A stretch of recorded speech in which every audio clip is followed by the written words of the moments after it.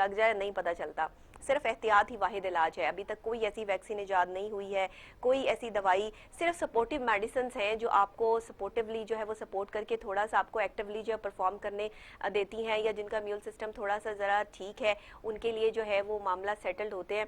लेकिन ये वो वक्त जा रहा है कि जिसमें सिर्फ हमें कोरोना से मुकाबला नहीं करना, यहाँ पर हेपेटाइटिस भी है, यहाँ पर शुगर भी है, ब्लड प्रेशर भी है, हार्ट के जो है वो प्रॉब्लम भी है, साथ ही साथ टाइफाइड चल रहा है, मलेरिया चल रहा है, डेंगू चल रहा है। इतनी सारी चीज़ों से लड़ने के लिए हुकूमत के पास हिकमत अमली क्या है जो ना खुद हुकूमत समझ पा रही है ना समझा पा रही है। अपोजिशन का अलग शोर शराबा है, मामलात और हालात हमें इस तरफ लेके जा रहे हैं कि हम समझ कुछ नहीं पा रहे हैं। जब ऐसी कैफियत हो ना तो सिर्फ अल्लाह के साथ कांटेक्ट को मजबूत कर लेना चाहिए, और ये हमारे पास सिर्फ पहला और आखिरी हल है। लोग इसे आखिरी हल समझते हैं, लेकिन मेरे लिए जिंदगी में बचपन से ये पहला हल रहा है, क्योंकि हम लोगों की तरफ भागते हैं, लोगों से मदद मांगते हैं। लेकिन जब आप अल्लाह से मदद मांगते हैं तो लोग खुद ब खुद आपकी मदद के लिए जो है वो जज्बा रखते हुए सामने आके खड़े हो जाते हैं, और आप हैरान रह जाते हैं कि ये शख्स मेरी हेल्प करेगा या मेरी मदद करेगा, क्योंकि आपका यकीन जो है वो अल्लाह और उसके रसूल की ज़ात पर होता है। इसलिए आप जब अल्लाह से मदद मांगते हैं तो आपकी मदद के लिए 100 लोग आ जाते हैं। लेकिन जब आप इंसान के पीछे भागते हैं तो फिर मामला और हालात जो है वो कुछ और हो जाते हैं। इसीलिए आज मैंने थोड़ा सा जो है वो प्रोग्राम के जो इंट्रो है उसको लंबा इसीलिए किया है कि बहुत सारे लोग मुझे ये कह रहे थे कि डॉक्टर साहिबा हमें थोड़ा सा हमारे डाइट के हवाले से भी जो है वो बताइए कि हम क्या करें। Being a clinical psychologist, mental health expert, मैं क्योंकि मेंटल जो आपकी इस टाइम प्रॉब्लम चल रही है, डिप्रेशन चल रहा है, एंजाइटी चल रही है, यंगस्टर्स में एंजाइटी बहुत ज़्यादा जो है वो इस टाइम चल रही है, जिसकी वजह से अच्छा एंजाइटी एक ऐसी प्रॉब्लम है, एक ऐसी डिजीज़ है कि नज़र नहीं आती। ये मतलब आपको खुद समझ नहीं आ रही होती कि आपके साथ क्या हो रहा है, आप एरिटेट हैं, आपको समझ नहीं आ रही है। एक ऑलरेडी कोरोना की वजह से लोग जो है वो डिप्रेस हैं। अगर आप तैयारा हादसा केस रिपोर्ट देखें जो कल हमने जिस पर जो है वो बात की थी, तो उसमें भी देख लें कि उन्होंने जी इसी चीज़ को जो है वो हाईलाइट किया हुआ है कि पायलट के और को पायलट के दरमियान में जो है वो कोरोना के हवाले से जो है वो बातचीत हो रही थी। यानी हर जगह, आसमान हो, जमीन हो, कोई कॉर्नर हो, कोई गार हो, मेरा ख्याल है अब जानवर और परिंदे चरिंद भी जो है वो अपनी जो है वो आवाज में, अपने अंदाज में और अपनी बातों में शायद कोरोना को ही डिस्कस कर रहे होंगे। इतनी जो है वो खतरनाक किस्म की जो है वो ये वबा जो है वो फैली है, और इस तरह की वबा हर 100 साल बाद जो है वो आके आपके सामने जो है वो खड़ी हो जाती है। हर 100 साल बाद जो है इस तरह की वबा जो है वो इफेक्ट करती है। अच्छा, मैं बहुत ज़्यादा रिसर्च कर रही हूँ आजकल, और रिसर्च इस चीज़ पे कर रही हूँ कि ये जो वबाएं हैं, ये जो बैक्टीरियाज हैं, ये जो वायरसेस हैं, ये तख्लीक किए जाते हैं या ये अल्लाह की तरफ से जो है वो इस तरह की चीज़ होती है। बहुत मुश्किल काम है इस पर तहकीक करना, इसकी पूरी जो है वो तस्दीक के साथ जो है वो बात करना। अभी जब तक मेरी इसके हवाले से जो है वो, क्योंकि मेरा पढ़ने का बड़ा रुझान रहता है और मैं अक्सर जो है वो किताबें पढ़ती हूँ, मैं बाहर के इंटरनेशनल लेवल पे जो है वो क्या हो रहा है। कल मुझे BBC की खबर सुन के बड़ा अफसोस हुआ कि पायलट्स के हवाले से जो है वो उन्होंने खबर शाया कर दी कि जी 30% पायलट जो हैं उनकी, बल्कि उसकी मेरे पास फुटेज भी मौजूद है, वो भी मैं जो है वो आपको सामने जो है वो दिखाऊंगी कि BBC में जो है वो उन्होंने साफ और वाज़ेह अल्फाज में हेडर्स के साथ जो है वो ये कह दिया कि पाकिस्तानी 30% पायलट जो हैं उनके लाइसेंसेस जाली हैं। अब यहाँ पे तस्दीक करके तो कोई बात की नहीं जाती है। 30% है, 20% है, 4% है, 4 पायलट है, 2 पायलट है, 1 पायलट है, सबकी डिग्रियां जाली करार दे दी हैं। एक बंदे की जो है वो डिग्री जाली है तो जी सारे पायलट खराब हैं। अब आप मुझे ये बताएं कि इंटरनेशनल लेवल पे ये कितना बैड इम्पैक्ट गया है कि जो है वो हम इस तरह की चीज़ें जो है वो कर रहे हैं। तो हमें बहुत ज़्यादा सोच समझ के अपने मीडिया को भी और लोगों को भी, अपने एंकर से भी मेरी रिक्वेस्ट है कि बहुत सोच समझ के, बड़ी तस्दीक के साथ रिपोर्टिंग भी और बड़ी तस्दीक के साथ जो है वो एंकरिंग भी, और जो न्यूज़ हम देते हैं वो बड़ी तस्दीकी जो है वो खबरें होनी चाहिए। क्योंकि नेशनल लेवल पे तो चल जाता है काम, लेकिन इंटरनेशनल लेवल का मीडिया जब इन खबरों को उठाता है तो वो फिर पूरा प्रोपेगेंडा जो है वो सामने आता है, पूरा जो है वो उसको बढ़ा चढ़ा के और मिर्च मसाला लगा के जो है वो पेश किया जाता है। तो ये एक बैड इम्पैक्ट जो है वो पाकिस्तान का इंटरनेशनल गया है। ये मेरा नहीं ख्याल है कि ये कोई अच्छा इम्पैक्ट जो है वो गया। आपने अपने आप को बचाने के लिए इंटरनेशनल लेवल पे जो है वो पायलट्स को जो है वो बदनाम कर दिया है। बहरहाल जी, अभी हम खबरों की तरफ चलते हैं, आज की न्यूज़ की तरफ चलते हैं। हमारी पहली जो खबर है वज़ीर आज़म साहब ने कल धुआंधार तरीके से जो है वो अपनी एंट्री दी है और कह रहे हैं कि कोई बता नहीं सकता कि मौशी बहरान कब तक रहेगा। जाहिर है कौन बता सकता है, मतलब सब चीज़ें जो है वो नज़र आ रही हैं कि क्या मामलात हो रहे हैं। हम वतनों से पैसे मांगते कभी शर्म नहीं आई। वज़ीर आज़म साहब जनाब इमरान खान साहब कहते हैं मुझे तो कभी शर्म नहीं आई। अच्छा जी, कोई नहीं बता सकता मौशी बहरान कब तक रहेगा, मुल्क का ये हाल हमारी वजह से नहीं था। वजीर आजम इमरान खान का कौमी असम्बली में खिताब, कहा जवाब मांगने की बजाय वो जवाब दें जिन्होंने मुल्क को इस हाल में पहुंचाया है। हम वतनों से पैसे मांगते मांगते हुए मुझे कभी शर्म नहीं आई। आज किसी की जंग लड़ रहे हैं, ना ही कोई पाकिस्तान को दोगला कहता है। ट्रंप भी अफगानिस्तान में मदद के लिए दरखास्त गुजार है। भारतीय गरूर खाक में मिल चुका है। यानी वजीर आजम जनाब इमरान खान साहब जो है वो अपने मुखालिफों को, चले अपोजिशन को, मुखालिफ पे नहीं, अपोजिशन को बताना चाहते हैं कि जनाब आप जो ये हमें बता रहे हैं या समझा रहे हैं कि हम कुछ नहीं कर रहे, हम तो करें, आपने जो किया, मुल्क का जो सत्यानाश करके हमें दिया, सारा की सारी जिम्मेदारी जो है वो उस पर आयद होती है। अब देखिए, आपको एक घर खाली मिलता है, आप किसी भी घर में जाते हैं, खरीदते हैं, किराए पे लेते हैं, खाली मिलता है ना, भरा हुआ तो नहीं मिलता। अगर आप भरा हुआ लेंगे तो आपको उसी तरह की कीमत भी अदा करनी पड़ेगी, लेकिन अगर खाली मिलता है तो आप उसको अपनी मर्जी से डेकोरेट करते हैं, चीजें इकट्ठी करते हैं, कहीं से सोफे जो है वो बेड, ये वो आप अपने घर को खूबसूरत बनाने की कोशिश करते हैं। लेकिन अगर आप जो है वो, ये अब आप पे डिपेंड करता है कि आपको घर खूबसूरत चाहिए या गंदा चाहिए, घर में रहने वालों पे डिपेंड करता है। तो इसी तरह जो घर का सरबराह होता है उसकी जिम्मेदारी होती है कि वो घर को साफ सुथरा तो रखे ही रखे, लेकिन घर की जरूरियात का ख्याल भी रखे। तो वजीर आजम साहब ने जो है वो सही जो जवाब दिया, इसको टुडे स्टोरी में आज मैं जो है वो डिस्कस करूंगी। लेकिन अभी नेक्स्ट हम खबर की तरफ जो है वो चलते हैं। सुप्रीम कोर्ट, पायलट्स के जाली लाइसेंस सीईई से जवाब तलब। लगता है जैसे पायलट चलता हुआ मिसाइल उड़ा रहे हों। चीफ जस्टिस गुलजार अहमद साहब के रिमार्क्स हैं ये, और वो कह रहे हैं कि सुप्रीम कोर्ट ने इस बात का जो है वो नोटिस ले लिया है, सिविल एविएशन से जवाब तलब कर लिया है। लगता है पायलट चलते मिसाइल उड़ा रहे हों, जो जहां मर्जी करे वहां जाकर फट जाएं। 15 साल पुराने जहाज में नुक्स नहीं, मलबा पायलट और सिविल एविएशन पर डाल दिया गया। चीफ जस्टिस गुलजार अहमद के रिमार्क्स, बिल्कुल ठीक बात है। अब जो बेचारा पायलट रहा ही नहीं और जो इस दुनिया में है ही नहीं, वो क्या बताएगा कि उस वक्त जो है वो क्या सिचुएशन हुई, क्या मामलात हुए। आपने तो अपनी रिपोर्ट बनाकर जो है वो पेश कर दी हालात और वाकयात के मुताबिक, लेकिन सारा का सारा मलबा जो है वो एक पायलट पे डाल देना भी ठीक नहीं है, बिल्कुल ऐसे ही है। और अगर जो है वो सारी की सारी जिम्मेदारी जो है वो पायलट्स पे आती है, तो 20-20 साल से वही कल कर्नल साहब जो है वो हमारे शो में बात कर रहे थे कि 20-20 साल से ये पायलट जो है वो काम कर रहे हैं। आज ये ख्याल आया है कि ये जो है वो जहाज नहीं उड़ा सकते, या इनसे गलती हुई है, या इनकी जाली डिग्रियां। और उन्होंने ये भी कहा कि डिग्रियों का इश्यू नहीं है, यहाँ पायलट मैट्रिक पास भी पहले 70 की दहाई में जो है वो रखे जा चुके हैं। तो अगर जो है वो मैट्रिक पास भी रखे जा चुके हैं और अब सिर्फ बीए जो है वो बेसिक बुनियाद है, तो डिग्री की तो बात जो है वो इतनी ज्यादा काउंट करती ही नहीं है कि जाली डिग्री है। ये तो आपकी जो है वो एबिलिटी पे और आपके जो है वो एक्सपीरियंस पे और प्रैक्टिस पर डिपेंड करता है कि आप कितने जो है वो लेवल पर हैं। और सही बात है, हर बंदे का एक्सपीरियंस बोलता है कि वो कितना एक्सपीरियंस्ड है, उसका अंदाज क्या है, वो किस तरह से अपने काम को जो है वो सरअंजाम दे रहा है। तो इन चीज़ों को जो है वो परखना और इन चीज़ों को नज़रअंदाज भी हम नहीं कर सकते हैं।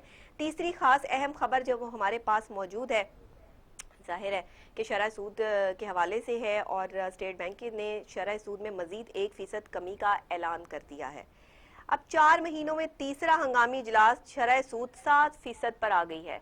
अब ये जो मुल्की हालात चल रहे हैं, मामलात चल रहे हैं, जो शरह सूद जो है ये सिलसिले बढ़ रहे हैं, इसमें मजीद 1% कमी का जो है वो फैसला, और शरह सूद 2 साल की कम तरीन सतह पर आ गई है। स्टेट बैंक का 4 महीनों में तीसरा हंगामी इजलास, और 4 माह में शरह सूद में 6.25% कमी वाक़या हुई, शरह सूद 7% पर आ गई है।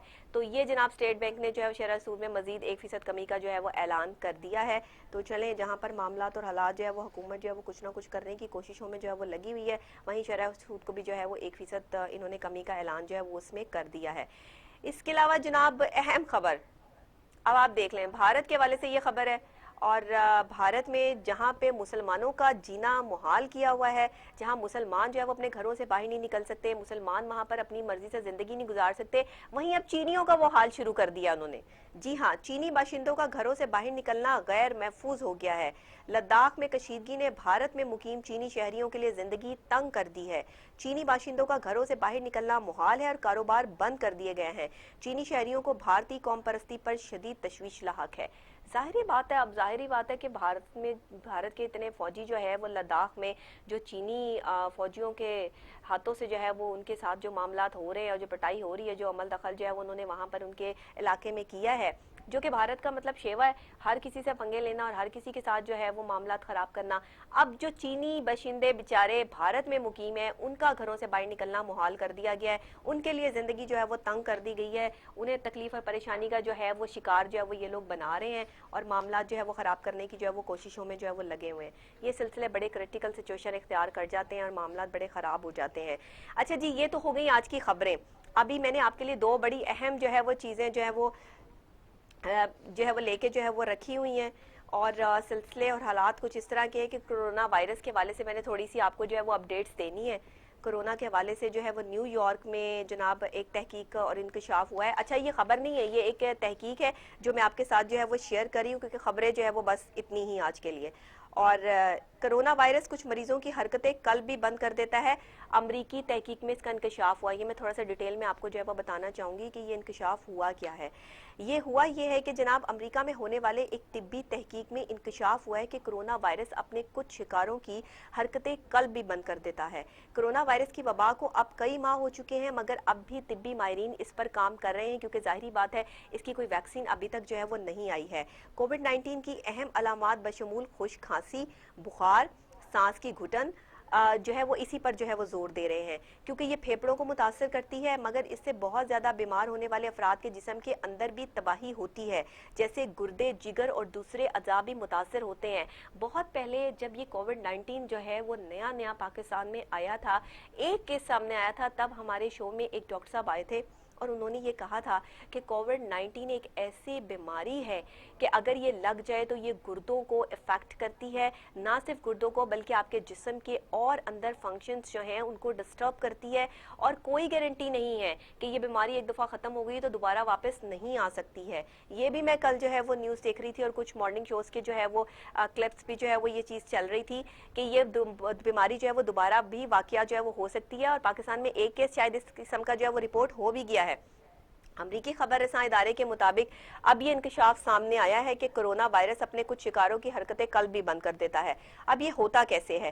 पेंसिल्वेनिया यूनिवर्सिटी के अस्पताल में जेर इलाज कोरोना के 700 मरीजों में से 9 को अचानक कार्डिक अरेस्ट यानी हरकतें कल्ब अचानक थम जाती है। इसमें ये जो एकदम से कार्डिक अरेस्ट होता है, इनमें से 9 में से 7 मरीजों की उम्रें जो है वो 60 साल से कम थी। ये ऑलरेडी कोरोना पेशेंट की जो है वो बात हो रही है, ये वहाँ मौजूद थे। डॉक्टर इन 9 में से 6 मरीजों की जिंदगियां बचाने में कामयाब रहे, मगर मुहक्किकीन का कहना है कि नताइज से याद दहानी होती है कि कोविड-19 किसी तरह पूरे जिस्म में तबाही मचाने वाली बीमारी है। ये कहीं भी किसी भी जिस्म के किसी भी हिस्से को डैमेज कर सकता है। गुर्दे, फेफड़े, दिल, अंदर जितने फंक्शन जो है वो काम हो कर रहे हैं, हर इंसान अपनी इम्यून सिस्टम के हवाले से जो है वो इससे फाइटिंग जो है वो कर रहा है, लेकिन किसके इम्यून सिस्टम को ये कैसे डैमेज कर दे इसकी अभी कोई गारंटी जो है वो मौजूद नहीं है। लेकिन डॉक्टर्स जो है वो ये कहते हैं कि कार्डिक अरेस्ट के साथ मुहक्किकीन ने 53 केसेस ऐसे भी देखे हैं जिनमें आईसीयू में जेर इलाज कोविड-19 के मरीजों की दिल की धड़कन की रफ्तार में गैर मामूली तब्दीलियां आई हैं, जिनमें कार्डिक अरेस्ट के शिकार 9 अफराद भी शामिल हैं। शवाहिद से इंदिया मिलता है कि दिल के अफाल में ये खराबियां बराह रास्त वायरस से दिल के खुलियात को मुतासर होने से नहीं, बल्कि ये इस वक्त होता है जब वायरस के खिलाफ मुदाफती निज़ाम बहुत ज़्यादा मुतहर्रिक हो जाता है, जिसके नतीजे में ख़तरनाक वर्म फैलना शुरू हो गया है। मतलब ये आप देख लीजिए कि मुहक्किकीन का कहना है कि जब जिस्म बहुत ज़्यादा दबाव की जद में होता है तो वो भी आम हालात में तो इस वक्त भी दिल की धड़कन की रफ्तार मुतासर होती है। तहकीक में दरियाफ्त किया गया कि 9 में से 8 कार्डिक अरेस्ट के केसेस की किस्म ऐसी नहीं थी जो दिल की धड़कन की रफ्तार मामूल पे लाने से दोबारा लाहक हो सकती, लेकिन मुहक्किकीन का कहना था कि इसका मतलब है CPR और अद्वियात के बाद आप नब्ज बहाल होने की दुआ कर सकते हैं। और तिब्बी जरीदे हार्ट रिदम में शाया तहकीक के मुताबिक कोरोना वायरस के मरीजों में दिल के कुछ मसाइल गैर मामूली ब्लड क्लॉट्स का नतीजा होते हैं। अब ये जो कोरोना वायरस है ये दिल के जो खुलियात हैं, जो खून है, जो क्लॉट्स हैं, उनको जमा देता है, और ये दिल की जो रगें हैं उसमें अगर खून जम जाए तो आप खुद देखिए कि डायरेक्ट जो कोरोना वायरस का इफेक्ट है वो आपके हार्ट के ऊपर जो है वो हो रहा है। अब ये हमें कोई हार्ट स्पेशलिस्ट जो है वो इसको जो है वो समझा सकते हैं। कोशिश करें कि अगर हमारे हार्ट स्पेशलिस्ट जिनको हमने लाइन पे लेना था, डॉक्टर साहब अगर लाइन पर आ सकते हैं इस वक्त, अगर वो अपने कोई पेशेंट पेशेंट के साथ बिजी नहीं है तो उनको जो है वो लाइन पे लेने की कोशिश करें, ताकि हम उनको जो है वो उनसे जो है वो इसके बारे में हवाले से जो है वो पूछ लें। नहीं तो इंशाल्लाह फिर हम आगे प्रोग्राम में जो है वो इस हवाले से जो है वो आपको डिटेल जो है वो देंगे। मुहक्किकीन के मुताबिक जनाब कोविड-19 के कुछ केसेस में ब्लड क्लॉट्स बराह रास्त वायरस का नतीजा भी हो सकती है और कुछ ये दिल के अफाल में खराबियों का नतीजा भी हो सकते हैं। उन्होंने कहा कि अगर आप कोविड-19 के शिकार हो और दिल की धड़कन में बेतरतीबी का भी सामना हो जाए तो ये बीमारी दो धारी तलवार बन जाती है। जी हाँ, कि एक तो ऑलरेडी आप जो है वो कोविड-19 के पेशेंट हैं और दूसरे अगर आप अपने दिल की रफ्तार में भी, दिल की धड़कन में भी तब्दीली महसूस कर रहे हैं कि दिल की धड़कन जो है वो रुक रही है, आहिस्ता हो रही है, या आपको सांस लेने में तकलीफ हो रही है, या पंपिंग जो है वो प्रॉब्लम है, चीज़ समझ आ जाती है, इंसान की जो कैफियत होती है उसको अपने आप से जो है वो समझ आ रही होती है, तो ये कुछ लोगों के हार्ट पे भी इफेक्ट करता है और जो हार्ट पेशेंट ऑलरेडी होते हैं उनके लिए ये बहुत स्वेर किस्म की जो है वो सिचुएशन इख्तियार कर जाता है कि अगर एक तो कोविड-19 यानी वो वायरस और फिर ऊपर से जो है उसका दिल पे इफेक्ट करना, क्योंकि फेफड़ों पे ऑलरेडी वो इफेक्ट कर रहा है, गुर्दों पे ऑलरेडी वो इफेक्ट कर रहा है, लेकिन आपके दिल पे जब इफेक्ट किया है तो फिर उसके बाद जो है वो ऐसे मरीजों का बचना जो है वो मुश्किल हो जाता है। इससे कबल मुख्तलिफ ममालिक में भी कोरोना वायरस के मरीजों में दिल की धड़कन की बेतरतीबी के केसेस सामने आए थे, लेकिन इस पर तस्दीक जो है और काम जो है वो हो रहा था, अभी उसकी जो है वो प्रॉपर तरीके से उसको जो है वो हाईलाइट नहीं किया गया था। मुहक्किकीन का कहना था कि अब वो इन मरीजों का जायजा लेते रहेंगे जिनको कोविड-19 के नतीजे में दिल की धड़कन में बेतरतीबी का सामना हुआ है। ये आर्जा तवीलुल मियाद बुनियादों पर इन्हें मुतासिर तो नहीं करता, लेकिन ये खतरनाक हद तक जो है वो अगर दिल पर अटैक कर दे तो फिर एक हार्ट पेशेंट का जो है वो बचना जो है वो मुश्किल हो जाता है। और अक्सर औकात अब देखें, किसी को कोई कोविड-19 का पेशेंट है और वो ऑलरेडी जो है वो एडमिट है और उसका जो है वो उसे अपने दिल की धड़कन में बेतरतीबी महसूस हो रही है, वो तो बात समझ में आती है, लेकिन एक सही बिल्कुल जो है वो नॉर्मल बंदा है और वो अपने आप में जो है वो ये तब्दीलियाँ या चीज़ें जो है वो फील कर रहा है कि मुझे हार्ट में जो है वो मसला आ रहा है, या मुझे हार्ट पिंच हो रहा है, या उसमें जो है वो कुछ जो है वो मुझे सुइयाँ चुभती हुई अक्सर लोगों को जो है वो फील होती हैं। ये अक्सर औकात ऐसे भी होता है कि जब आपका कोलेस्ट्रॉल लेवल जो है वो बढ़ जाता है। कोलेस्ट्रॉल को कंट्रोल करना बहुत ज़रूरी है, इसीलिए कहते हैं कि अपनी डाइट का ख्याल रखना, अपनी डाइट में ऐसी चीज़ों को शामिल करना कि जो आपके कोलेस्ट्रॉल लेवल को जो है वो बेस्ट रखें, बहुत ज़रूरी है। अच्छा खाना अच्छी सेहत का ज़ामिन है। जब आप अच्छा और साफ़ सुथरा खाना खाएंगे तो, और इसमें ऑयल का बहुत अमल दखल होता है, ख़ास तौर पे जो है वो हार्ट पेशेंट जो हैं उनके लिए जो ऑयल इस्तेमाल करना चाहिए वो बहुत लाइट ऑयल, आप जैतून का तेल इस्तेमाल कर सकते हैं, और अगर जैतून का तेल बहुत ज़्यादा एक्सपेंसिव या महंगा लगता है तो आप कनोलिव ऑयल जो है जो कनोला ऑयल होता है वो यूज़ कर सकते हैं। और कनोला ऑयल इतना लाइट सा आप इस्तेमाल करें कि जो है वो ज़्यादा इफेक्ट ना करे। कनोला ऑयल जो है वो हार्ट पेशेंट को ज़रा थोड़ा लंबा अरसे तक जो है वो स्टेबल जो है वो रखता है। इसके अलावा नमक का इस्तेमाल जो है वो बहुत ज़्यादा नहीं करना चाहिए। जो हार्ट पेशेंट हैं उनको जो है वो नमक से जो है वो परहेज़ करना चाहिए, नमकीन चीज़ों से जो है वो परहेज़ करना चाहिए, मीठी चीज़ें तो जो है वो आप ले सकते हैं लेकिन बहुत ज़्यादा हद तक नहीं। इसके अलावा अपनी जो मेडिसिन है उसको जारी रखना बहुत ज़रूरी है। डॉक्टर की प्रिस्क्रिप्शन के तौर पर आपने जिस तरीके से चलना है इस वक्त में, जो शुगर पेशेंट हैं, हार्ट पेशेंट हैं, ब्लड प्रेशर के मरीज़ हैं, जो अपने आप को जो है वो ये समझते हैं कि हम अभी अपनी लाइफ में उस तरह स्टेबल नहीं है, please take care of yourself, क्योंकि अगर आप अपनी हिफाजत खुद नहीं करेंगे और इस कोरोना वायरस के ख़िलाफ़ जो है वो अपने आप को सेफ खुद नहीं रखेंगे तो किसी ने बाहर से आके आपकी मदद नहीं करनी है। ऐसी चीज़ों से अवॉइड करें जो चर्बी बढ़ाने वाली चीज़ें हैं, तली हुई चीज़ों से जो है वो अवॉइड करें। इस टाइम में आप बॉइल्ड चीज़ें जो है वो खाइए, बॉइल्ड जितना आप लेंगे वो आपके लिए बेहतर है। इस टाइम में आप जो है वो मीट से अवॉइड कीजिए, एग लीजिए लेकिन पके हुए, कच्चे नहीं। और ये सारी चीज़ें जो है वो सब्जियों की तरफ जो है वो आएँ, फ्रूट्स की तरफ आएँ, जूसेस की तरफ आएँ, कैल्शियम की तरफ आएँ, रेगुलर ग्लूकोज आप जो है वो इस्तेमाल करें। ये आपने चीज़ें जो है इस्तेमाल करनी है। मैंने अक्सर लोगों को देखा है कि जैसे ही आपका ब्लड प्रेशर लो होता है नमक पानी में डाल के जो है वो पी रहे होते हैं। ठीक है, ऐसा भी कर सकते हैं, लेकिन अगर आपको कोई और डिजीज़ है तो फिर आप ये सब चीज़ें जो है वो यूज़ नहीं कर सकते। प्लीज़ टेक केयर कि आप जो है वो इस चीज़ को देखिए, परखिए और डॉक्टर के मशवरे से, खुद डॉक्टर बनने की कोशिश बिल्कुल मत करें, क्योंकि डॉक्टर बनने का एक पूरा प्रोसेस होता है, एक पूरी तालीम होती है जो हासिल की जाती है, और ऐसे ही घर में बैठकर जो है वो हर कोई जो है वो डॉक्टर नहीं बन सकता। तो इस वजह से बराए मेहरबानी आप जो है वो अपनी हिफाजत करें, लेकिन अपनी हिफाजत अपने हाथों से करने की बजाय अगर किसी अच्छे डॉक्टर से मशवरा भी ले लें तो इसमें कोई मुज़ायके वाली बात नहीं है। इसी के साथ ब्रेक लूंगी, ब्रेक के फौरी बाद वापस आते हैं, हमारे साथ रहिएगा, कहीं मत जाइएगा, देखते रहिए प्रोग्राम गुड मॉर्निंग टुडे। तमाम दिनों में से सबसे बड़ा दिन जो है वो जुम्मतुल मुबारक का जो है वो है, और जुम्मतुल मुबारक की फजीलत और अहमियत इतनी है कि इस दिन इबादत करने का, नवाफिल अदा करने का, जुम्मा की नमाज अदा करने का सवाब बेतहाशा है। और कहते हैं कि जिसको जुमे का दिन नसीब होता है, जो जुमे के दिन इस दुनिया से जो है वो रुखसत होता है, उसे अल्लाह ताला के 2 दीदार जो है वो नसीब होते हैं, सुबह भी और शाम भी। कितनी बड़ी बात है, कितने नेक लोग हैं वो जो जुम्मतुल मुबारक के दिन जो है वो इस दुनिया से जो है वो गए हैं और आज जो है वो हमारे साथ शामिल नहीं है, लेकिन जाहिर है कि उन्होंने शायद अपने आप को जो है उस लिहाज से जो है वो इस दुनिया में रखा है कि अल्लाह ने उनको पसंद फरमाया है। और उसके बाद जो है ये दुनिया तो आर्जी दुनिया है, अगली दुनिया तो जो है वो शुरू होनी है, लेकिन इस दुनिया के जो मसाइल हैं वो वसाइल से ज़्यादा हैं। हम अपने लिए वसाइल पैदा करने की बजाय मसाइल खुद क्रिएट करते हैं। अगर हम अपनी हुकूमत को देख लें, हम अपनी अपोजिशन को देख लें, हम सियासी मसाइल को देख लें, हम अपनी जो है वो लाइफ को देख लें, तो आप देखिए कि मसाइल हमने खुद क्रिएट किए हुए हैं, क्योंकि हम मसाइल के हल की तरफ नहीं जाते बल्कि मसाइल को बढ़ाने की तरफ जाते हैं। तो जब हम मसाइल के हल की तरफ जाएंगे तो मामलात और हालात जो है वो बड़ी जो है वो सॉफ्ट हो जाएंगे। तो अभी हमने टुडे स्टोरी में जो आज डिस्कस करना है वो वजीर आजम पाकिस्तान जनाब इमरान खान साहब की कल स्पीच जो है वो आप लोगों ने सुनी है, और कौमी असम्बली में उनका जो खिताब है उन्होंने भी धुआंधार खिताब किया है और हर अपोजिशन के सवाल का जवाब देने की कोशिश की है। और उन्होंने साफ और वाज़ेह अल्फाज में कह दिया है कि लॉकडाउन पर किसी मुल्क के फैसलों में कन्फ्यूजन नहीं था तो वो पाकिस्तान था। लॉकडाउन पे मतलब वो कंफ्यूज नहीं थे, उन्होंने लॉकडाउन पूरा सोच समझकर जो है वो किया और हमारे फैसलों में कहीं कोई तजाद नजर नहीं आया।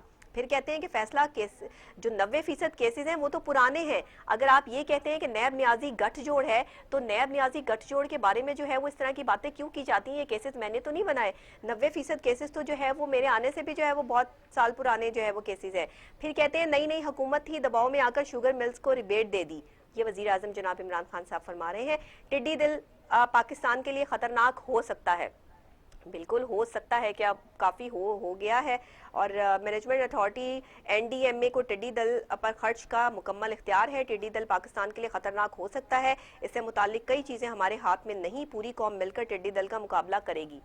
पूरी कौम मिलकर टिड्डी दल का मुकाबला करेगी, हुकूमत क्या करेगी? अच्छा, बहरहाल क्या कह सकते हैं। स्टेट बैंक का 6000 अरब रुपए कर्ज खत्म कर दिया जी, ये जो है उनकी तरफ से बयान सामने आया। फिर उन्होंने कहा जी वजीर आजम मुल्क के बाप की तरह होता है और कौम इसके बच्चे होते हैं। तो इनका कहना था कि वज़ीर आज़म मुल्क के बाप की तरह है और कौम इसके बच्चे होते हैं। अगर मेरे बच्चे भूखे हैं, इलाज नहीं करा सकते, तो क्या बादशाह की तरह रहूंगा? क्या मैं अपने खर्च कम नहीं करूंगा? मैंने वज़ीर आज़म के स्टाफ में से 534 अफराद से आधे कर दिए। अहम बात है और मजीद हम इसमें कम कर सकते हैं। बेरोजगार भी जो है वो नहीं करना चाहते। पाक फौज ने भी दूसरी बार अपने खर्चे कम किए हैं। तो हमने बजट के हवाले से वज़ीर आज़म ने बताया कि तामीरात की सनत में आसानियाँ पैदा करने के लिए 30 अरब रुपए जो है वो इन्होंने रखवाए हैं और ज़राअत के लिए चीन की टेक्नोलॉजी इस्तेमाल की जाएगी। गैर तरक्याती अखराजात में कमी की जा रही है। मतलब कहने का मकसद ये है कि वज़ीर आज़म साहब ने ये कहा है कि हमने हर तरह से, हर लिहाज से, हर जगह से अपने अखराजात जो है वो कम किए। जवाब इनसे मांगा जाए जो ऐसे हालात पैदा कर गए हैं। आज हम कहते हैं कि जिन हालात से गुजर रहे हैं, ऐसे अपोजिशन ने हालात पैदा किए हैं, तो आज हम इस हालात में जो है वो सरवाइव जो है वो कर रहे हैं। फिर कहते हैं कि दहशतगर्दी के खिलाफ जंग में अमेरिका का साथ देकर पाकिस्तान को ज़ल्लत उठाना पड़ी। अब अमेरिका का साथ देकर जो है वो ये क्या मामलात, और उसके बाद जो है उन्होंने कहा कि इसमें जो है वो पाकिस्तान को कुछ खास जो है वो नहीं मिला। पाकिस्तान की तारीख में शर्मसारी के 2 वाक़यात हुए। अमेरिका ने एबटाबाद में आकर उसामा बिन लादेन को शहीद कर दिया। इस वाक़े की वजह से दुनिया भर में लान तान हुई। दूसरी शर्मिंदगी पाकिस्तान में ड्रोन हमले थे। हमारा इत्तेहादी पाकिस्तान में उसामा को मारता भी और हम पे तनकीद भी करता है। अच्छा, इस बात पे सोशल मीडिया पर इतना तहलका मचा है कि जो है वो इस हवाले से जो ये वज़ीर आज़म साहब ने जो है उसामा बिन लादेन के लिए जो अल्फाज इस्तेमाल किए हैं शहीद के, इस हवाले से बड़ा वावेला जो है वो मचा है। तज्जियाकार, अपोजिशन, हर बंदा जो है वो वज़ीर आज़म को जो है वो ये कह रहा है कि जी इन्होंने ये क्या कह दिया है। मोदी सरकार की आइडियोलॉजी से भारतीय कौम भी परेशान है, तो जाहिर बात है पाकिस्तान के हवाले से भी जो है पाकिस्तान के लिए भी जो है वो मसाइल जो है वो क्रिएट कर रहा है। और वो कह रहे हैं कि वज़ीर आज़म ने मुगलिया दौर की तारीख गलत बयान की, हाउस को अनपढ़ ना समझे। ख्वाजा आसिफ का बयान सामने आ गया। अपोजिशन लीडर जो है वो मैदान में आए और उन्होंने साफ और वाज़ेह अल्फाज को कह दिया है कि वज़ीर आज़म को मनाजरे का चैलेंज दिया और कहा है कि वज़ीर आज़म का ऐवान में लहजा माजरत ख्वाना था। वज़ीर आज़म खुद कोरोना हैं जो इस मुल्क से चिमट गए हैं। अब देखिए अपोजिशन को भी थोड़ा सा जो है वो इस तरह के अल्फाज इस्तेमाल नहीं करने चाहिए। एक मुल्क के वजीर आजम है, उनकी एक इज्जत, एक लेवल, एक स्टैंडर्ड है। हर बंदा अपनी जो है वो इज्जत करवाना उसका जो है वो उसको अच्छा लगता है कि मेरी इज्जत हो। और फिर एक वजीर आजम, तो आप जो है वो प्लीज़ जो है वो इस चीज़ को जो है वो हाईलाइट करें और अपोजिशन को थोड़ा सा चाहिए कि हाथ हौला रखे, वजीर आजम के बारे में डायरेक्ट इस तरह के अटैक ना करें। मनाजरे का आप लोगों ने चैलेंज दे दिया वजीर आजम को, ठीक है, एक बात जो है वो बात समझ में आती है, लेकिन ये जो पर्सनल अटैक्स होते हैं ना, ये नहीं करने चाहिए पर्सनैलिटी पे। किसी की पर्सनैलिटी कैसी है, वो कैसा है, वो क्या है, उसके काम भी हैं, वो काम जो कर रहा है आप उस पर तनकीद कर सकते हैं, आप किसी की पर्सनैलिटी को डायरेक्ट निशाना नहीं बना सकते। तो ये अपोजिशन से थोड़ी सी मेरी सी जो है वो रिक्वेस्ट है कि इस मामले में, इन हालात में जो है वो थोड़ा सा जो है वो नरमी का मुजाहिरा करें। पाकिस्तान के लिए आप अच्छा सोच रहे हैं तो पाकिस्तान की बात करें। वजीर आजम की डायरेक्ट पर्सनैलिटी को अटैक करना ना आपको सूट करता है, ना मुझे सूट करता है, ना हम में से किसी को सूट करता है।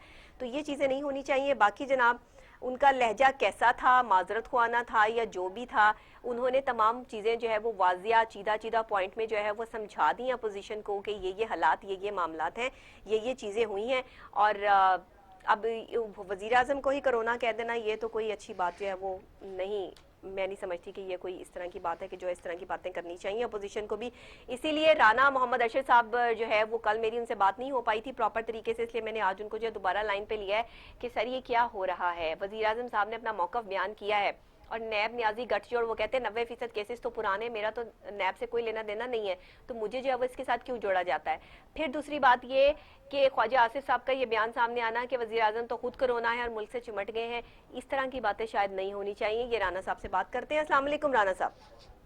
जी आप खैरियत से? जी अल्लाह का शुक्र है राना साहब। कल आपसे जो है वो हमारी तफसीलन जो है वो बात नहीं हो पाई थी, बहुत शॉर्ट टाइम जो है वो हमने आपसे बात की थी, इसलिए मैं चाह रही हूँ कि आज थोड़ा सा आप इस हवाले से जो है वो बात करें। वज़ीर आज़म की आपने कल जो है वो खिताब सुना और उन्होंने बड़ा तफसीलन जो है वो आपके तमाम सवालों के जवाब देने की कोशिश भी की और जवाब दिए भी, लेकिन उसके बावजूद भी आप लोगों ने मनाजरे का चैलेंज जो है वो दे दिया है। अब आप क्या चाहते हैं, अपोजिशन क्या चाहती है?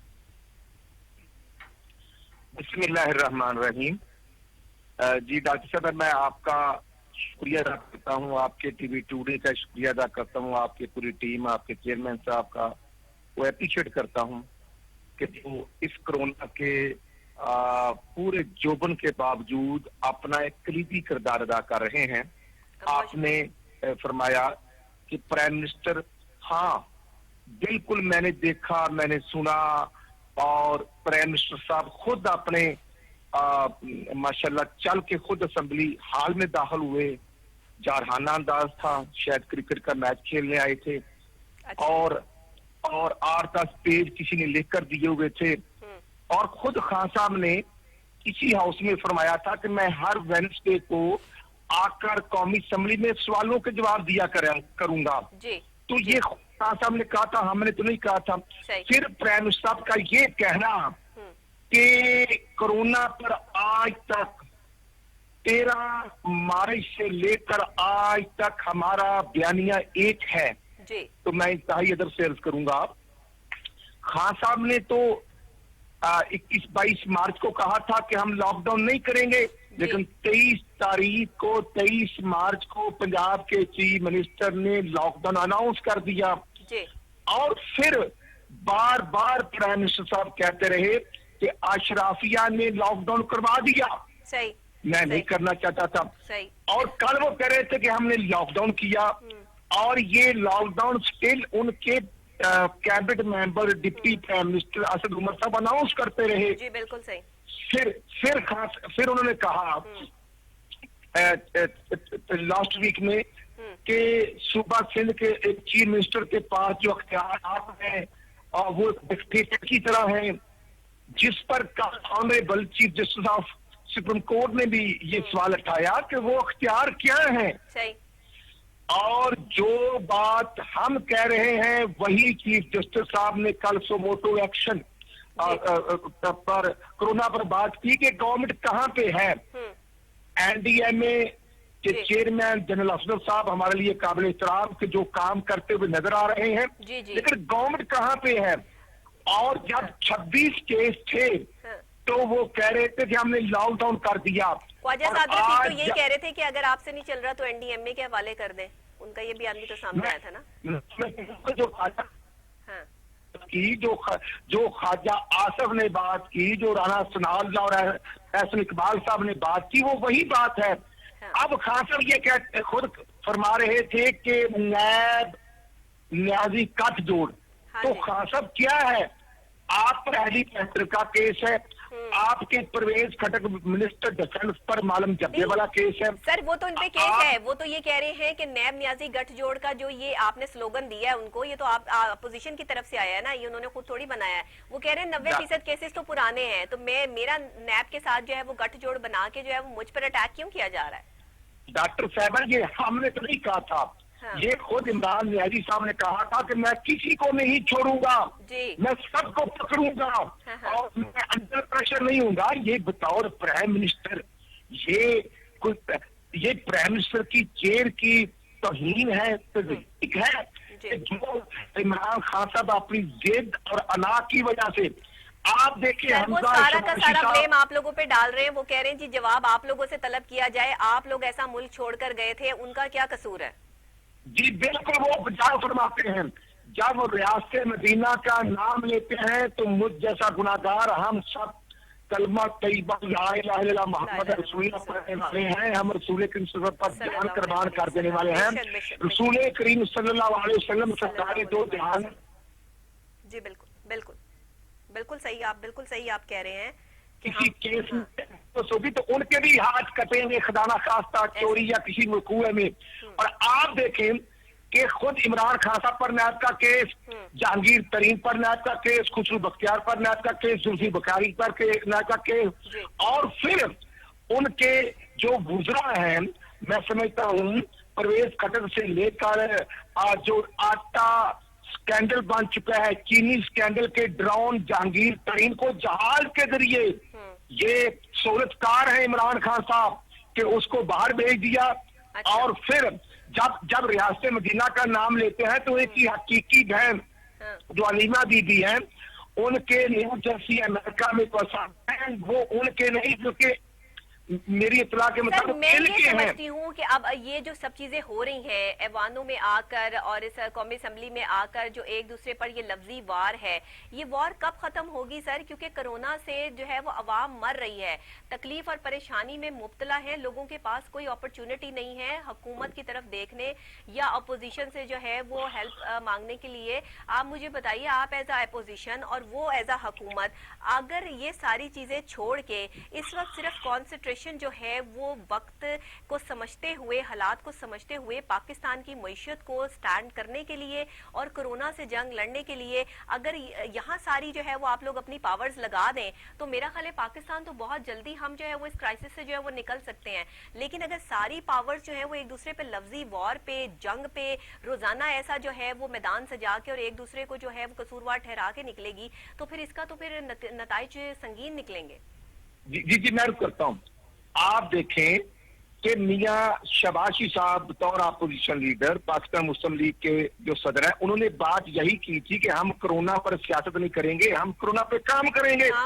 तो आप ये देखें कि जिस केस में मियां शबाशी साहब 5.5 माह जेल में रहे, और मैं समझता हूं कि वो आशियाना में बुलाया और साफ पानी में पकड़ लिया, और हमजा शबाशी साहब 13 माह से गिरफ्तार है, रेफरेंस तैयार नहीं हुआ।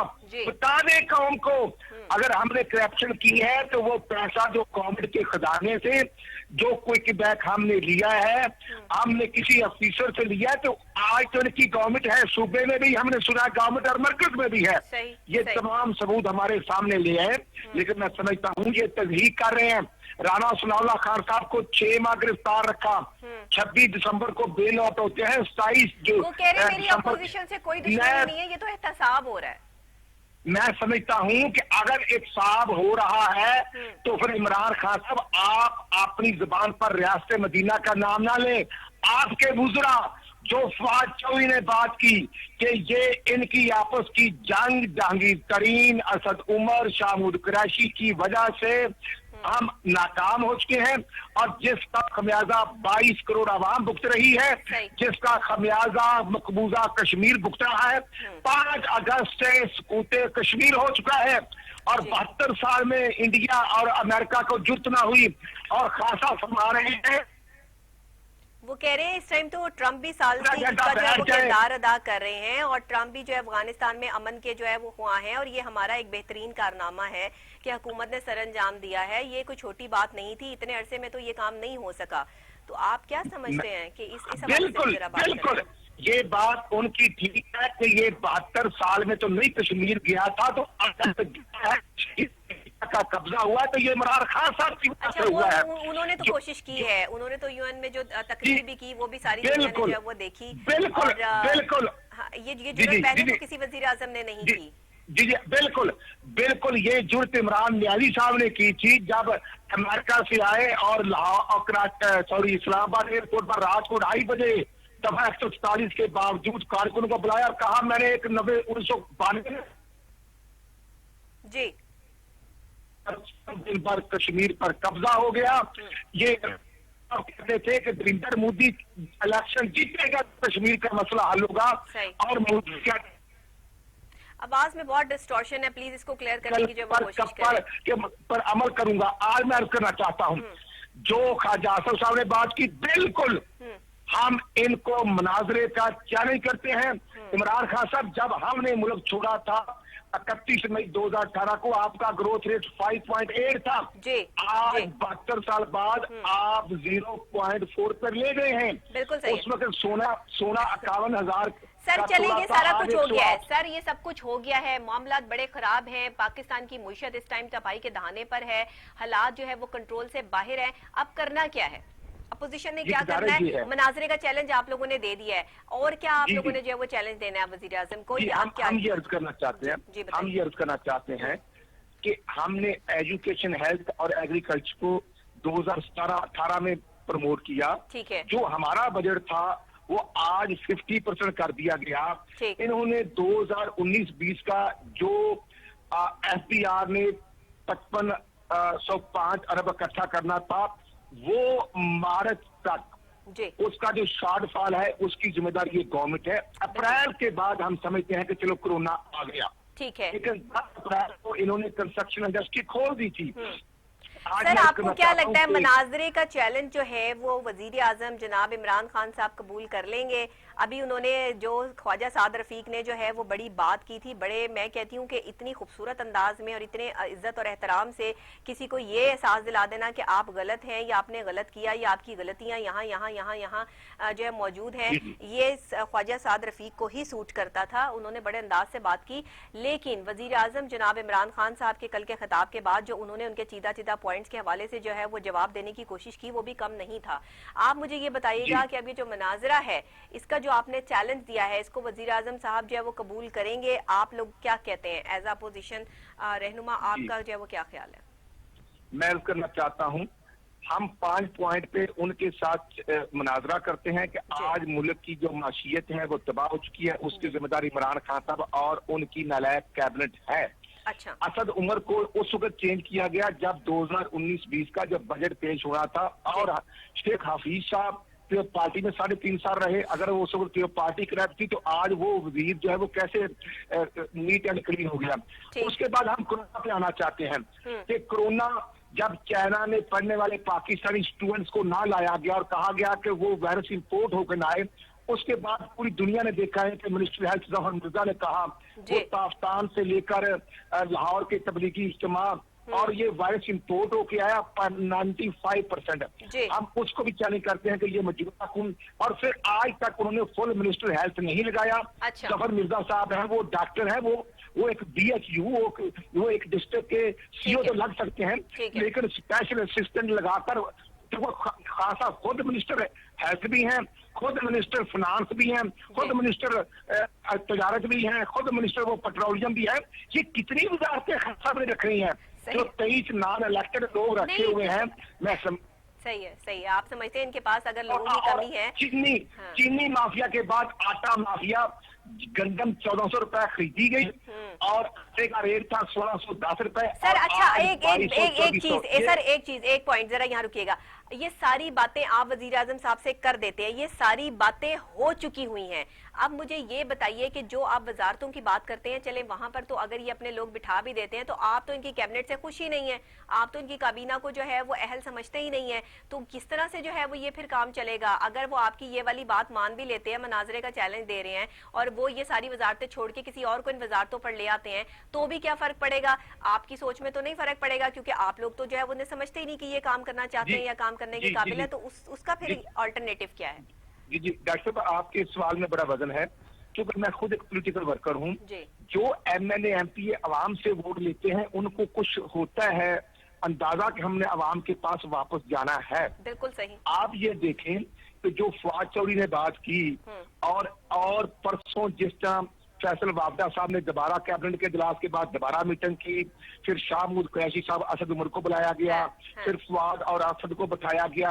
जब इनकी इंटरनल जंग जो हो रही है, जो हो रही थी, उसकी वजह से मुल्क दिवालिया हो चुका है। इसलिए हम अर्ज ये करना चाहते हैं कि जो इनके मिनिस्टर गुलाम सरवर ने बात की थी कि मैं वजीर हूं और हमारी कैबिनेट में ऐसे एडवाइजर और स्पेशल असिस्टेंट हैं जिनको हम नहीं जानते। सही, बिल्कुल। और बिल्कुल तो जब एक सिटिंग मिनिस्टर बात करेगा तो फिर हम क्या करें? और उसके बाद आप ये देख लें कि राजा रियाज साहब और इनके ख्वाजा साहब जो एमएनए हैं, जो उन्होंने कहा कि आज करप्शन अगर 10% पड़ी थी तो आज 30% हो चुकी है। इनके सिटिंग एमएनए और एमपी ये कह रहे हैं कि खान साहब हमें मिलते नहीं।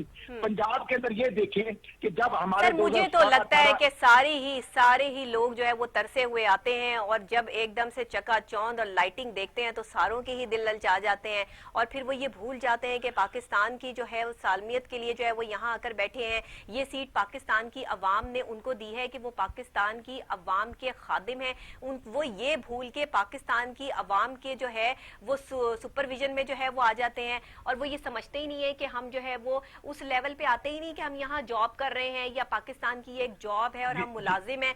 ये जो सोच है ना, असल में मैं कहती हूँ उसके लिए साइकेट्रिस्ट और साइकोलॉजिस्ट की जरूरत है। सबकी ट्रेनिंग होनी चाहिए, सबकी ट्रेनिंग होनी चाहिए। इन सबको पहले ये चीज समझानी चाहिए कि भाई जो सीट आपको दी जा रही है ना, उस सीट का आपने फायदा अपने जात के लिए नहीं बल्कि अवाम के लिए जो है वो उठाना है। ये चीज जब माइंड में बिठा के इनको सीट पे बिठाया जाएगा ना, तो शायद फिर कोई मामला जो हल हो जाए। मेरा ओपिनियन है, आगे आप इस पे जो है वो इत्तेफाक राय करें ना करें, आपकी मर्जी। मैं आपके पॉइंट ऑफ व्यू पर के साथ 100% इत्तेफाक करता हूँ। बहुत शुक्रिया। आज आप एंकर हैं और आपकी जगह पर अगर मैं बैठ जाऊंगा तो मेरा वो तजर्बा नहीं होगा। For right person.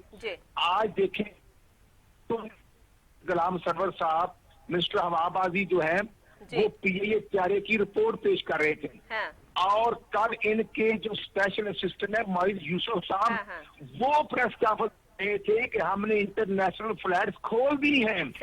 जब इनकी इंटरनल जंग होगी, जब एक इलेक्टेड वजीर ममलकत, मैं समझता हूँ कि इनका राना साहब आपसे बात करते करते ना टाइम का मुझे एहसास नहीं रहता है। टाइम जो है वो बड़ी जल्दी जल्दी जो है वो गुजर जाता है। आप इतना अच्छा जवाब देते हैं कि सवाल निकलते रहते हैं। आधा मिनट। जी बिल्कुल। बाबर अवान साहब जब नॉन इलेक्टेड वजीर पार्लियामेंट बना दिए जाएंगे तो फिर मैं समझता हूँ कि इनका जो स्पेशल स्टेट मिनिस्टर है वो परेशान है।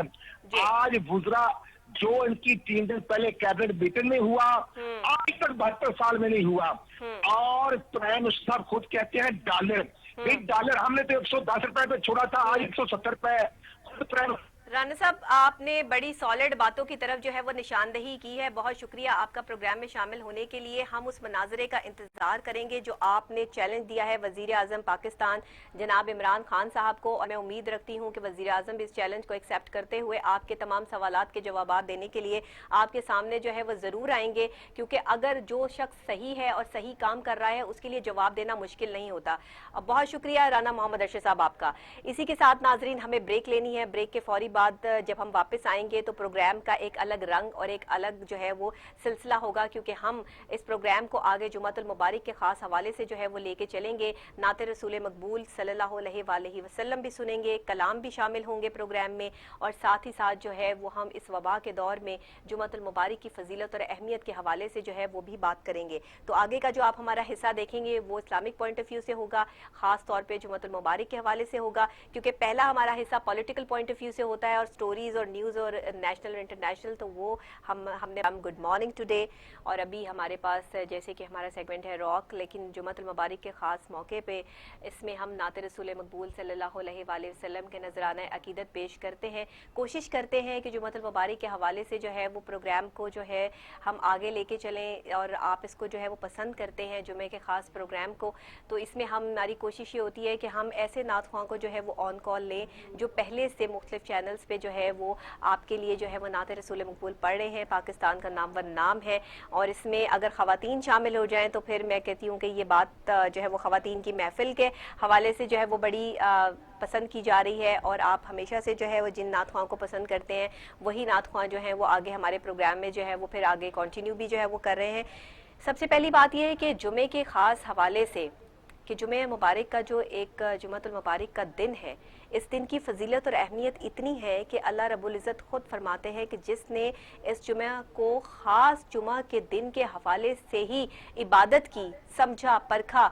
और अब हम क्या है कि हम अपनी ज़िंदगियों में इतने बिजी हैं, इतने मसरूफ़ हैं कि हमारे पास दिनों को समझने की ना तो सलाहियत है और ना वक्त है, और हम चाहते ये हैं कि हम बस एंटरटेनमेंट एंटरटेनमेंट एंटरटेनमेंट, लेकिन एंटरटेनमेंट के साथ हमारी ज़ात का जो है वो एक कांटेक्ट जो है जो अल्लाह के साथ है। और जब हम अल्लाह से बात करते हैं और रसूल खुदा सल्लल्लाहु अलैहि वसल्लम की जो है वो तारीफ़ बयान करते हैं, तो उससे जो इंसान के अंदर एंटरटेनमेंट जन्म लेती है और जो खुशी महसूस होती है वो शायद किसी चीज़ से नहीं होती। आजमा के देख लें, इंसान का आखिर यही है, आखिर सब कुछ कर लें, दुनिया का हर काम कर लें, लेकिन एंड सिर्फ अल्लाह की ही ज़ात है कि जो अल्लाह जो है वो कहता है कि ये भी आजमा के देख लो, ये रिश्ते भी आजमा लो, ये रिश्ते भी आजमा लो, सबको परख लो, और फिर तुम्हें एहसास होगा कि तुम्हारा कोई नहीं है, सिर्फ एक अल्लाह की ज़ाती है जो तुम्हारे साथ हर वक्त हर लम्हा है। तो आज हम यही कोशिश करते हैं जुमातुल मुबारक के ख़ास दिन के हवाले से कि इसको जुमे के रंग से जो है वो सजाया जाए प्रोग्राम को। हमारे साथ ऑन कॉल मौजूद है निगत आसमा गुलजार, नात ख्वां है माशाल्लाह, बहुत खूबसूरत आवाज़ है उनकी। आवाज़ में जो है वो अभी हम नात सुनेंगे, कलाम सुनेंगे। अस्सलाम वालेकुम निगत। जी वालेकुम अस्सलाम, कैसी हैं नबीहा आप? अल्लाह का शुक्र, मैं बिल्कुल ठीक हूँ निगत, आप ठीक ठाक हैं, खैरियत से हैं? अल्हम्दुलिल्लाह, अल्लाह का करम है। अच्छा निगत, हम चाहेंगे कि आपकी खूबसूरत आवाज़ में आप जो है वो हमें कलाम सुनाना चाहें, नाते रसूल मकबूल सल्लल्लाहु अलैहि वसल्लम से आगाज़ करें, जो आपका दिल चाहे। जी ठीक है। ये थोड़ी सी ना पीछे से डिले बन के जी बंद करें जरा, थोड़ी तंग कर रही है मुझे। जी अब आप चेक कर लीजिए, जी बताइए। जी जी जी जी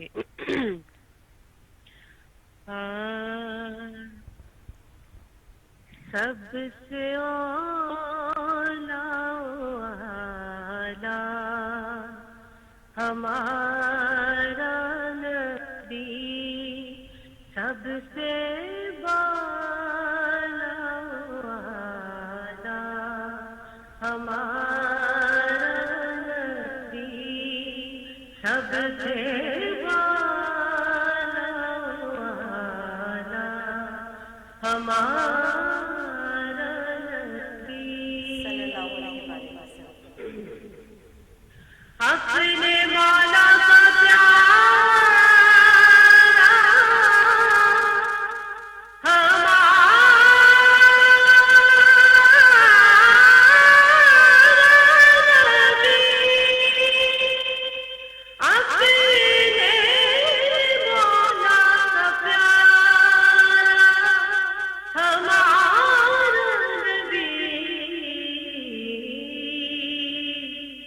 दोनों आलम का दूल्हा हमारा नबी, दोनों आलम का दूल्हा हमारा